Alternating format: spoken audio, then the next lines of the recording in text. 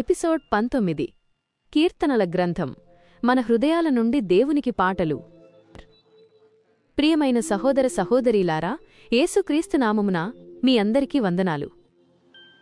Bible పుస్తకాల పరిచయం సిరీస్లోని 19వ ఎపిసోడ్కు స్వాగతం.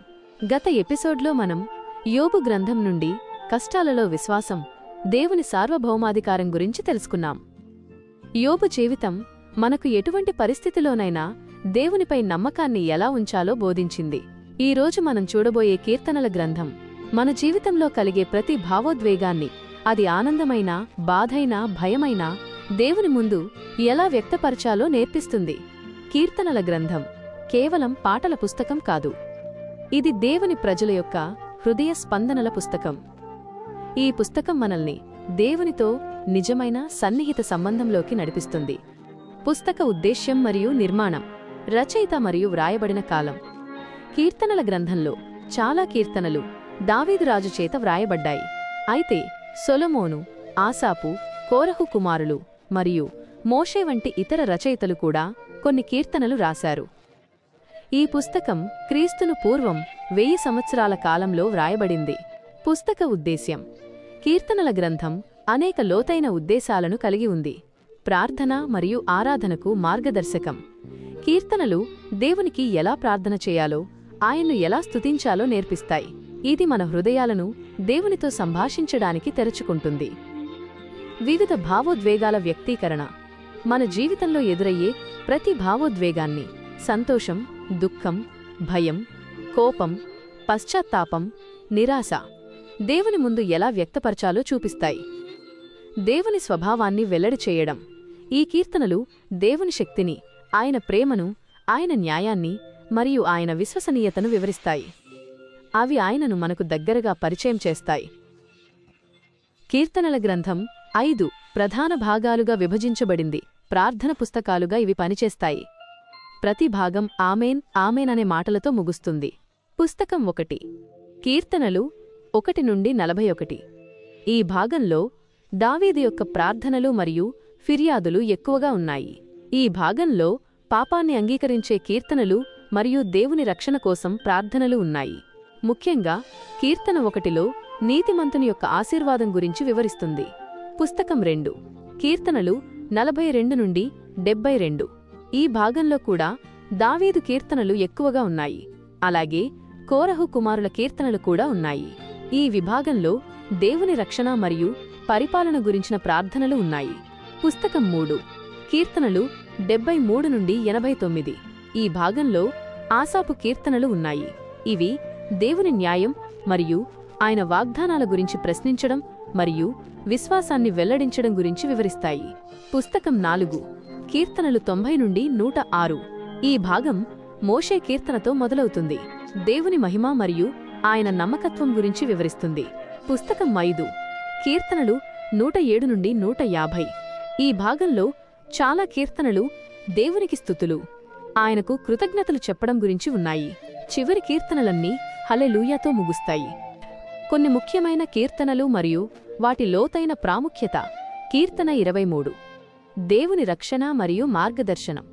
యెహోవా నా కాపరి, నాకు లేమి కలగదు.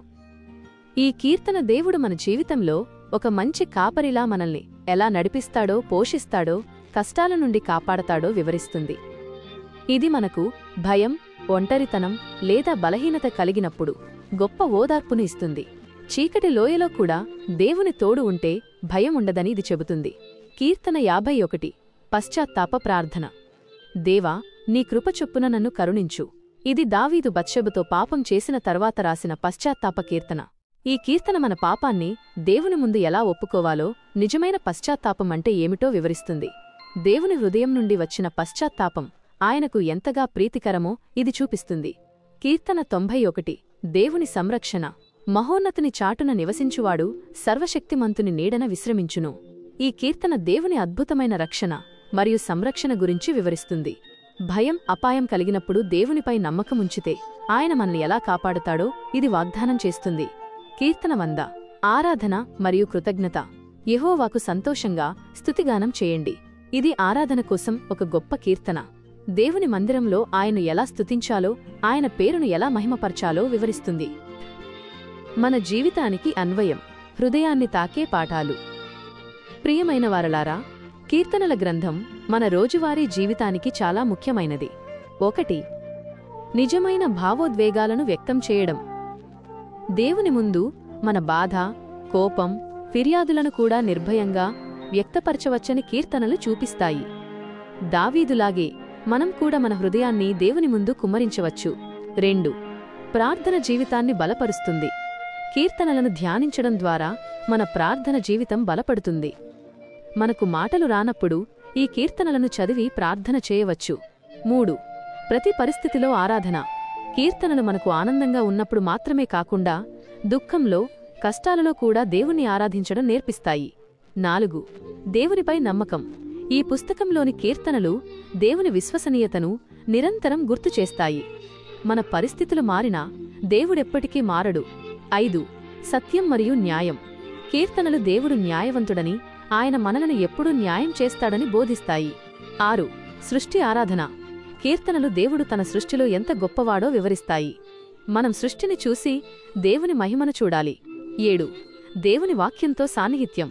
కీర్తనలు దేవుని వాక్యానికి ఒక గొప్ప ప్రేమను చూపిస్తాయి. దేవుని వాక్యం మన పాదాలకు దీపం, మన మార్గానికి వెలుగు అని అవి బోధిస్తాయి. 8. ఆధ్యాత్మిక యుద్ధం. కొన్ని కీర్తనలు ఆధ్యాత్మిక యుద్ధంలో మనకు ఎలా సహాయపడతాయో చూపిస్తాయి. అవి శత్రువుపై దేవుని విజయాన్ని గురించి ప్రకటిస్తాయి. 9. పశ్చాత్తాపం మరియు క్షమాపణ.